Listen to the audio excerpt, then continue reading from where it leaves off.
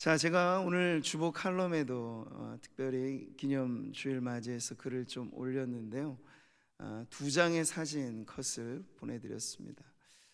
얼마 전에 연세대학교 산하에 있는 언더우드 기념 사업회에서 몇 권의 책을 저에게 보내주었고, 그래서 그것을 기점으로 그 기념 사업회와도 제가 소통을 하는 기회를 가졌었는데요. 거기에 화보집 가운데 언더우드 선교사님과 관련된 자매교회로서 우리 구미 상모교회가 실려 있었습니다. 처음에 사진은요, 초가지붕 예배당에 우리 교회를 떠오르게 하는 사진이죠. 그때 당시에는 실제로 인화된 사진으로 보존된 것이 없기 때문에 그때 당시에 가옥 형태로 아마 이럴 것이다 하여서 초가지붕 예배당을 이렇게 그려놓은 거예요. 여러분, 그때가 바로 1901년 사랑방에 오손도손 모여서 10명의 성도들로 시작된 우리 구미 상모교회입니다. 근데 만약 그 성도들이 그때를 기점으로 121년 뒤에 오늘 이 아름다운 빨간 벽돌 예배당이죠, 이제 이 예배당에 이렇게나 많은 성도들이 모여서 영광의 찬송을 부르고 하나님 앞에 기뻐하는 모습을 볼 수 있다면, 우리 교회로 말하자면 그 초대 옛 성도들의 마음에 여러분 어떤 감동이 있을까요? 저는 그것을 한번 생각해 봅니다. 늘 의미 있는 역사의 자리에서는 우린 역사가 가져다 주는 교훈을 되새겨야 하지요. 언더우드 선교사님이 그의 나이 26살, 아직 꽃다운 청춘의 시기에 이영만리, 이 극동지방의 이름도 잘 알려지지 않은 서구 사회에는 조선이라고 하는 땅에 선교의 첫 발을 내딛었을 때, 그때 그 심정이 여러분 어땠을까요? 잘 알려진 우리 선교사님의 기도시는 이렇게 그 마음을 표현하고 있습니다. 주여, 지금은 아무것도 보이지 않습니다. 주님, 메마르고 가난한 땅, 나무 한 그루 시원하게 자라오르지 못하고 있는 땅에 저희들을 옮겨와 심으셨습니다. 이제 경제로 말하자면 세계 10위권에 접어든 우리나라를 여러분 생각해 보시고 120여 년 전에 이 고백을 떠올려 보십시오. 우리는 정말 감사할 거리가 많은 민족이고 그런 나라라고 하는 걸 잊어서는 안 됩니다. 우리 이어지는 내용을 같이 읽어보실까요? 주께서 붙잡아 뚝 떨어뜨려 놓으신 듯한 이곳, 지금은 아무것도 보이지 않습니다. 보이는 것은 고집스럽게 얼룩진 어둠뿐, 어둠과 가난한 인습에 묶여있는 조선 사람뿐입니다. 여러분, 그때 그 당시 구미 지역은 어땠을까요? 영적인 어둠이 온전히 사로잡혀 교회에 하나 서지 못했던 때입니다. 근데 지금 보세요, 이 지역 안에 우리 교회가 산 증거로서 여기 역사의 무대 위에 지금까지 서 있고 많은 교회들이 세워지게 되는 지금의 이때를 보게 된다면, 저는 언더우드 선교사님이 천국에서 이 조선 땅을 위해서 그가 수고하며 마지막 목숨까지 바쳐 섬겼던 그 시의 열매들이 어떻게 맺어졌는가를 볼 때 하늘에서 기뻐하고 춤을 추리라 믿습니다. 네, 여러분, 그게 그냥 이루어졌던 것일까요? 역사 속에 교회는 많이 일어나기도 하고 문을 닫기도 하였습니다.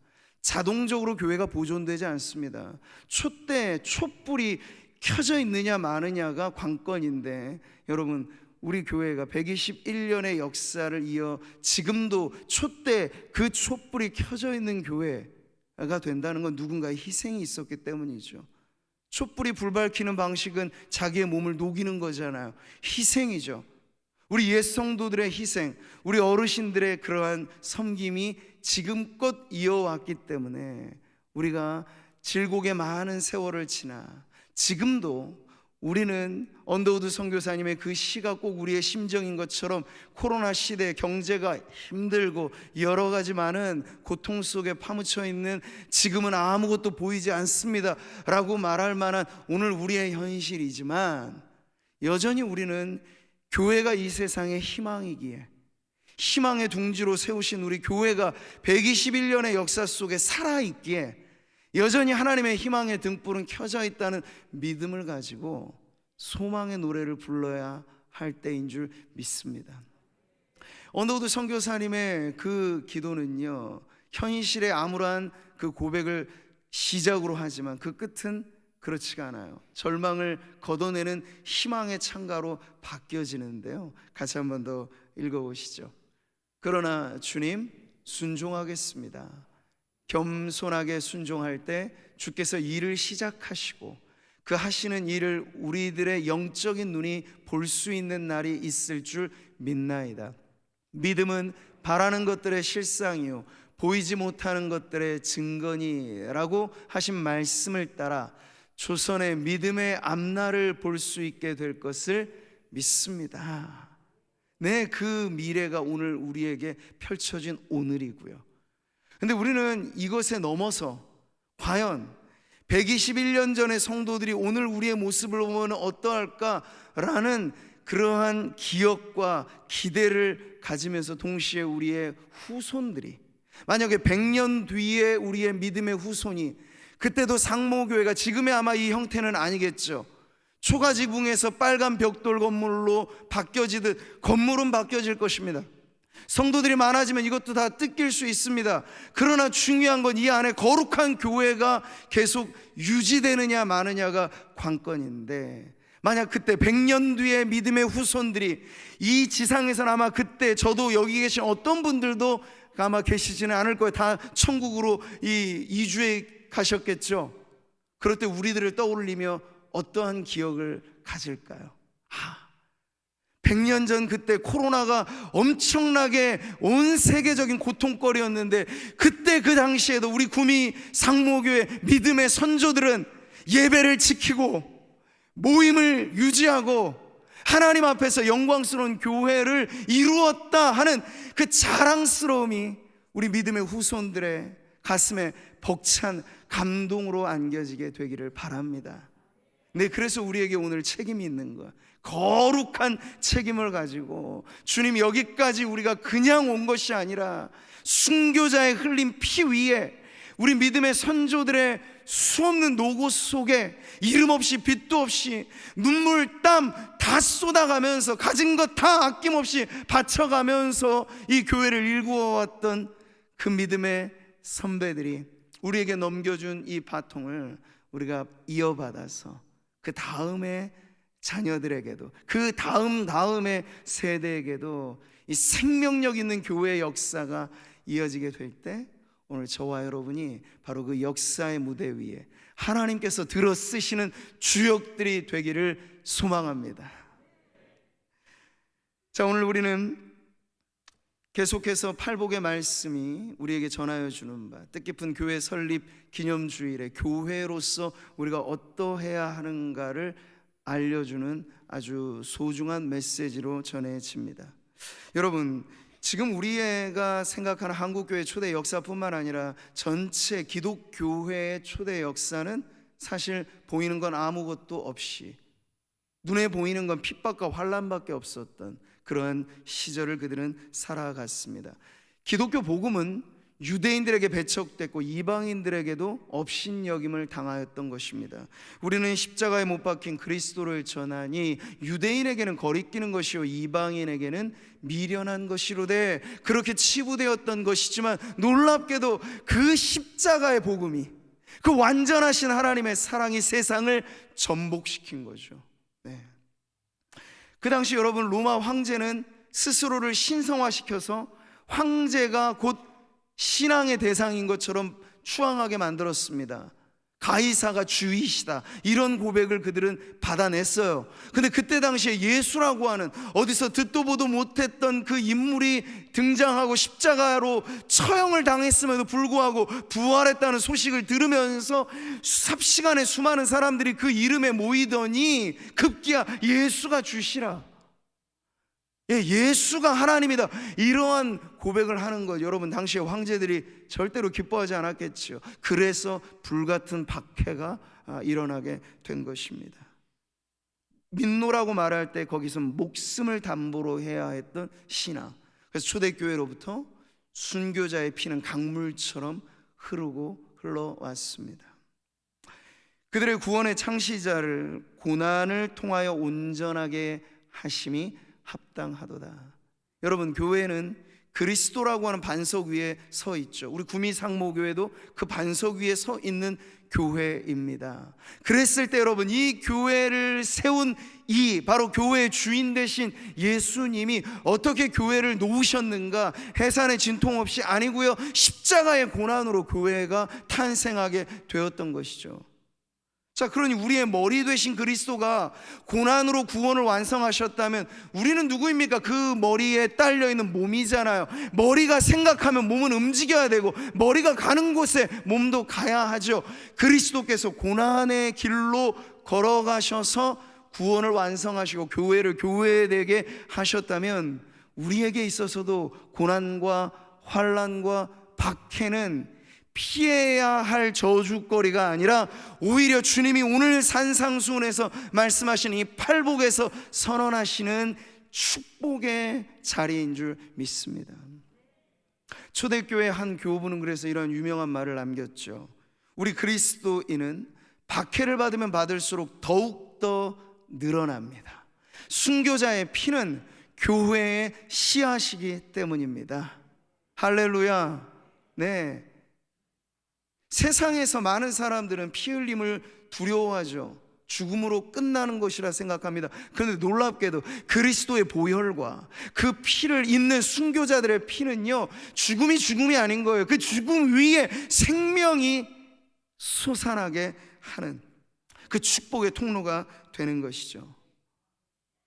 역사 속의 교회는 어느 한시도 사실 온실 속에 화초인 때는 없습니다. 아니, 온실 속에 화초이기를 원하는 세상화된 교회, 기득권이 되어져 버린 교회, 그것은 오히려 교회로서의 영광스러움을 더 실추시키기만 하였고, 오히려 황무지에서 피어난 백합처럼 죽을 듯 죽지 않고 뿌리내린 그 생명력, 그것이 교회의 정체성이 된 교회들은요, 죽음이 교회, 오히려 생명의 씨앗이 된 놀라운 복음의 신비를 경험하게 되었던 것입니다. 오늘 우린 주님의 말씀을 그렇게 받는 거죠. 의를 위하여 박해를 받는 자는 복이 있나니 천국이 그들의 것임이라. 팔복의 마지막 번째, 이 8번째 복은 바로 이렇게 선언하고 있습니다. 복되도다 너희 의를 위하여 박해를 받는 자들이여 라고 말이죠.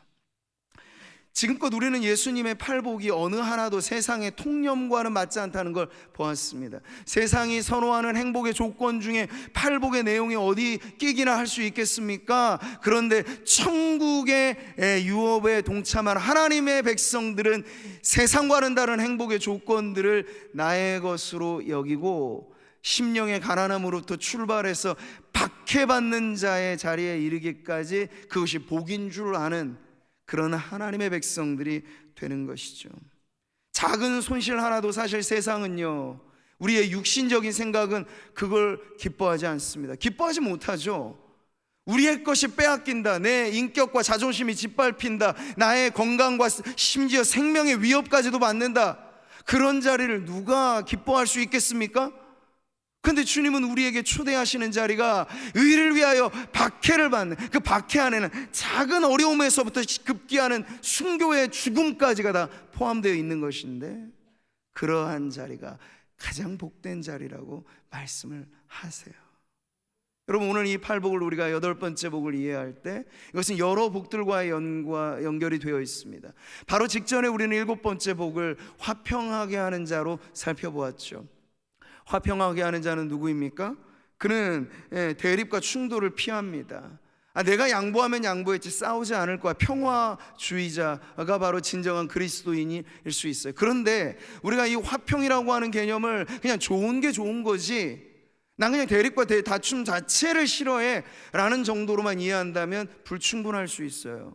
왜냐하면 비진리가 진리를 가로막고 이단과 사이비가 출몰하고 창궐하는 그런 세상에 교회가 평화주의자가 된다고 하여서 그 비진리의 성도들이 오염되는 것을 수수방관한다. 그것은 진정한 평화주의자가 아닌 것이에요.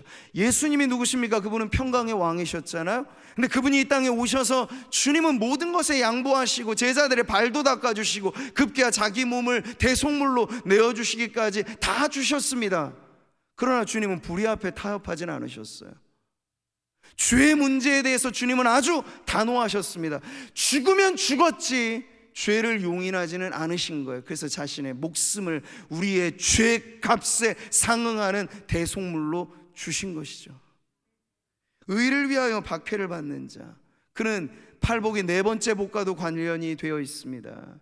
의에 줄이고 목마른 자, 우리는 그가 복되다고 하였습니다. 근데 그 진지한 열정은 어디까지인가라고 우리가 묻는다면 이 여덟째 복은 심지어 그가 추구하는 의로운 삶, 하나님 기뻐하시는 삶, 예수 닮은 삶, 예수님을 전하는 삶을 위해서는 마지막에는 박해까지도 불사하는 아주 적극적인 열정이 바로 의를 사모하고 추구하는 성도라는 것을 오늘 이 여덟째 복으로서 가르쳐 주시는 거죠. 여러분, 근데 우리가 오늘 이 말씀을 제대로 이해하려면 이 박해가 과연 무엇인가? 의를 위하여 박해를 받는 자는 복이 있다고 하셨는데, 이 박해라고 하는 것은 세상에 존재하는 모든 박해를 다 포함하는 것은 아닙니다. 여기 하나의 단서가 있죠. 하나의 제한이 있습니다. 바로 의를 위한 박해가 복이 있다 말씀하신 거예요. 성경은 우리의 기독교 신앙 수호를 위해서 당하는 신앙적인 박해에 대해서는 복이라 말씀하시지만, 불필요한 문제들로 인하여 받게 되어지는 처벌의 어려움들은 그게 복되다, 축복된 박해와는 다르다는 걸 알려주고 있어요. 베드로전서를 보시면요, 너희 중에 누구든지 살인이나 도둑질이나 악행이나 남의 일을 간섭하는 자로 고난을 받지 말려니와, 만일 그리스도인으로 고난을 받으면 부끄러워하지 말고 도리어 그 이름으로 하나님께 영광을 돌리라. 우리가 이 말씀 속에서 의를 위한 박해, 그 복된 고난과 굳이 받지 않아도 될, 아니 받지 말아야 될 고난을 구별해낼 줄 알아야 하는 것이죠. 여러분, 이 세상에는 자신의 이데올로기를 위해서 정말 자기 몸을 불사르게 내줄 정도의 사람들이 있어요. 기독교만이 아니라 타 종교에서도 자신의 종교를 수호하고 그 신앙심을 지키기 위해서 순교까지 불사하는 자들이 있습니다. 근데 예수님께서는 이런 순교자 컴플렉스를 복되다고 말씀하시는 것이 아닙니다. 여기 주님은 분명히 의를 위한 박해가 복이 있다고 말씀을 하시는 거죠. 그렇다면 이 의를 위한 박해는 무엇일까요? 그 구체적인 내용을 예수님께서는 바로 뒤이어서 팔복의 여덟 번째 복은 딱 떨어진 한 구절이지만 이게 너무나 중요한 나머지 예수님께서는 덧붙여서 두 구절을 연속해서 이어가시죠. 11절의 말씀을 같이 보겠습니다. 나로 말미암아 너희를 욕하고 박해하고 거짓으로 너희를 거슬러 모든 악한 말을 할 때에는 너희에게 복이 있나니. 자, 의를 위하여. 11절은요, 나로 말미암아. 딱 떨어지는 비교인 거예요. 바로 하나님이 기뻐하시는 삶이 의로운 삶인데 그것의 완결판은 예수 그리스도이죠. 그래서 예수님 때문에, 예수님을 믿고 예수님을 따르기 때문에 세상으로부터 욕을 들어요. 세상으로부터 불이익을 받아요. 심지어 박해를 받고 순교의 자리까지 나아가게 된다면 그것은 두려워해야 할 문제가 아니라 오히려 기뻐해야 할 복이 된다고 주님은 말씀하시는 거죠. 여기 보면 이 증인이라고 하는 그리스어가 중요한데요, 이 마르투스라고 하는 이 단어는 순교자라고 하는 뜻과도 같이 쓰입니다. 그러니 의를 위하여 예수 그리스도로 말미암아 복음을 전하는 증인된 삶으로 부딪히게 되는 여러 많은 손실과 어려움과 환난, 고초, 박해, 핍박, 어떠한 문제들이 있더라도 그것은 피해야 할 고난이 아니라 오히려 기쁘게 받아들여야 할 영광의 면류관이 된다는 것이죠. 자, 우리는 팔복의 모든 상태가 다 한 인물을 향하고 있다는 걸 보았습니다. 바로 예수 그리스도이신데요. 우린 예수님이야말로 진정 의를 위하여 박해를 받으신 분이라는 걸 알아야 하겠습니다. 고난받는 종으로 날적부터 죽으실 때까지 어느 한시도 사실은 예수님께서는 하늘 궁정에서 정말 늘 천사들의 찬송 소리에 어느 하나 불편함 없이 영원토록 보내셔야 할 그분이 말구유에나 누일 그 초라한 탄생과 흉악한 죄인들이나 받아냈던 십자가 형벌을 받으심으로써 출생에서 죽음에 이르는 전 구간을 고난으로 이어진 삶을 사신 거죠. 예수님은 의를 위하여 박해를 받으신 분입니다. 그가 찔림은 우리의 허물 때문이요 그가 상함은 우리의 죄악 때문이라. 그가 징계를 받음으로 우리는 평화를 누리고 그가 채찍에 맞음으로 우리는 나음을 받았도다. 여기 보십시오. 우리의 구원자는 어떠셨다고 말합니까? 찔리셨어요, 상하셨어요, 징계를 받으셨어요, 채찍에 맞으셨어요. 만약 이 문자 그대로 액면 그대로 우리가 여기에 대입될 수 있다면 여러분은 어떠시겠습니까? 누군가 이런 삶을 살아가는 성도가 있다면 오늘날의 교회가 갖고 있는 기준이 과연 그를 복받은 인생이라고 말할 수 있을까? 모르겠습니다.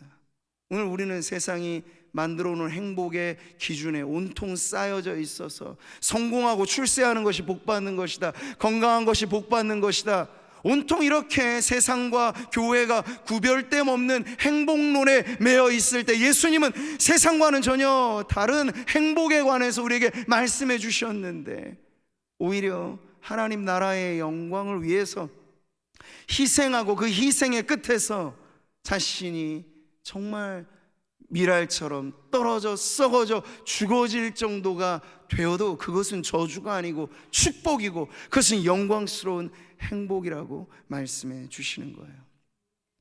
여러분, 스승과 제자가 떨어질 수 있습니까? 없죠? 주인과 종도 하나입니다. 그보다 더 강력한 결탁은 그리스도와 그리스도인의 관계이죠.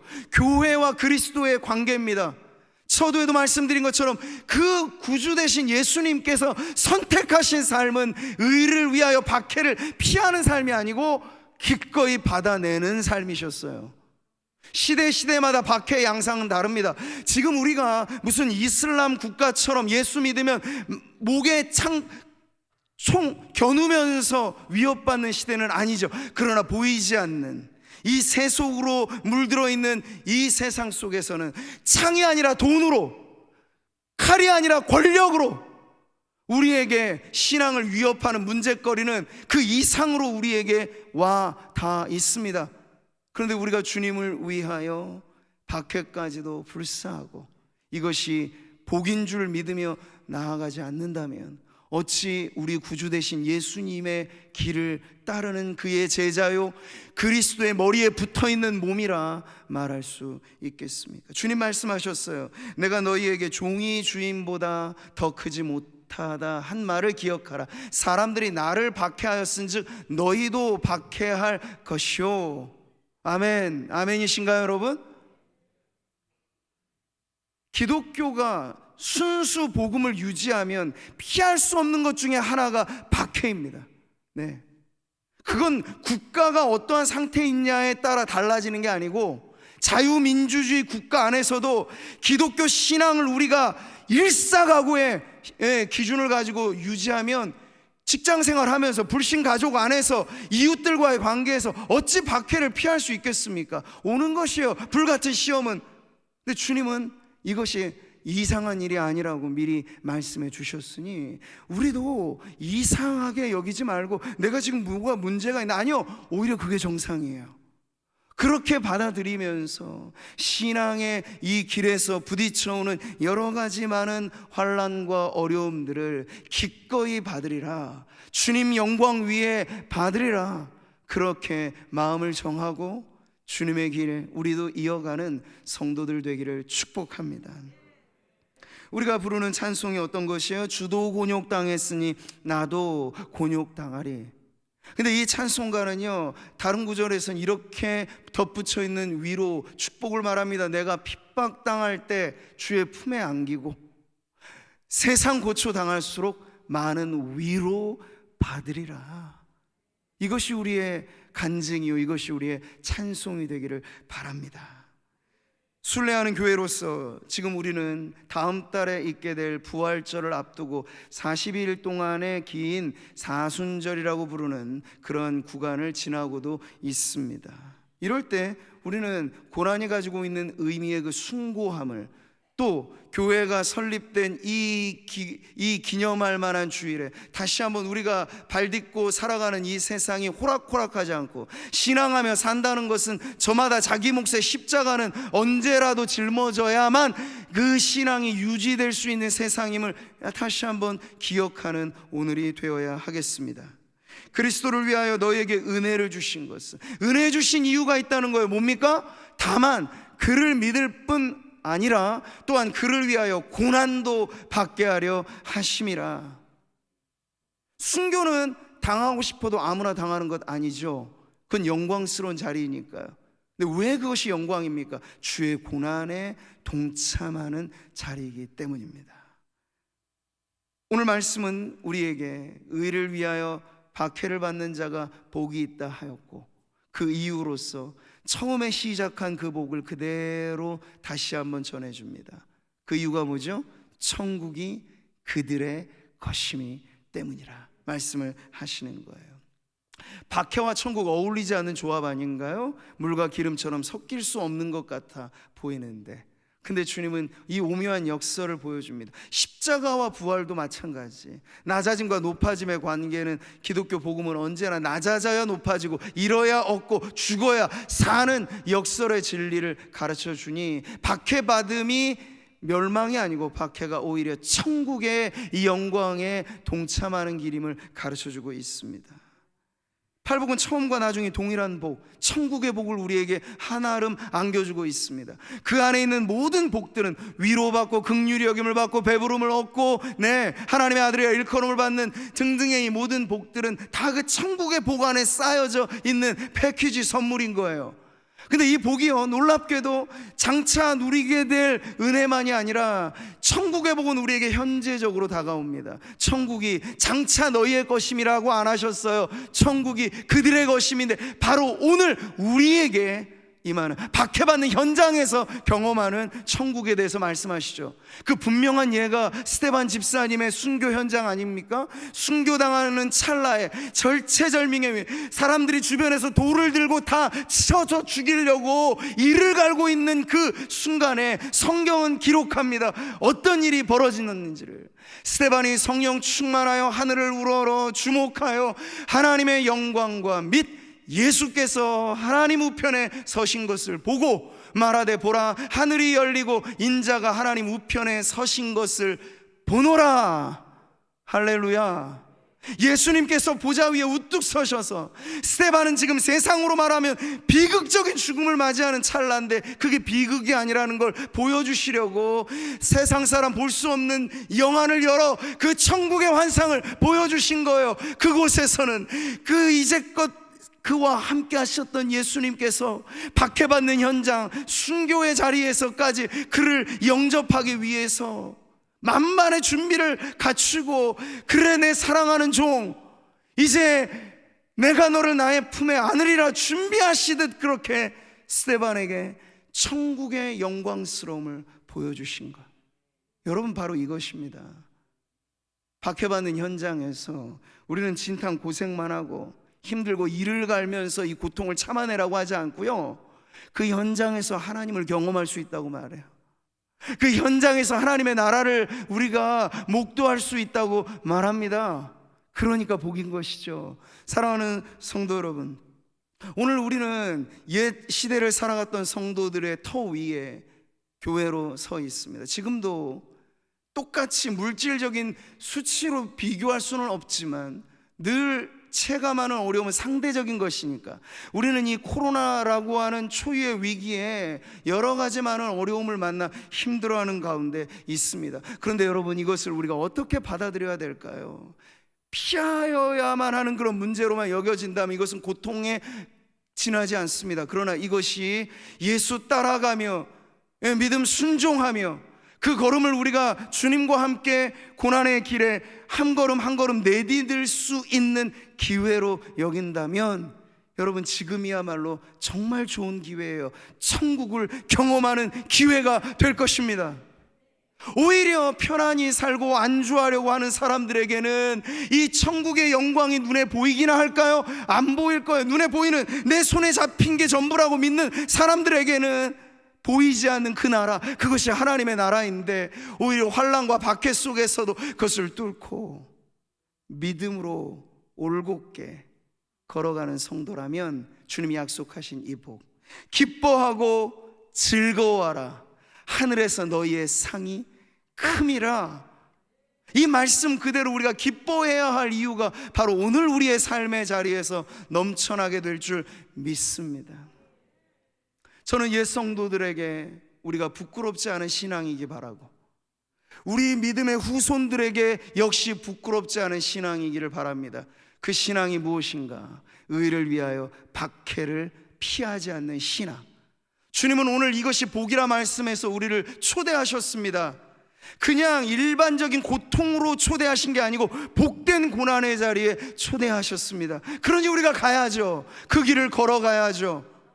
여러분에게 모두에게 각각이 부딪혀 있는 박해의 양상은, 어려움은 다를 것이나 그것을 모두 다 믿음으로 받아들이신다면 주님이 기뻐하라, 즐거워하라, 하늘에서 너희의 상이 크다고 말씀하신 그 자리에 우리가 동참함을 기뻐하면서, 감사하면서 우리가 이 믿음의 길을 이어가게 되기를 주님의 이름으로 축복합니다. 교회를 이룬 성도들 한 분 한 분이 그렇게 굳건하게 설 때 121년의 역사 계속해서 이어가는 우리 교회도 믿음의 반석 위에서 하늘의 상이 엄청나게 예비되고 그렇게 맛보는 복된 교회가 될 줄 믿습니다.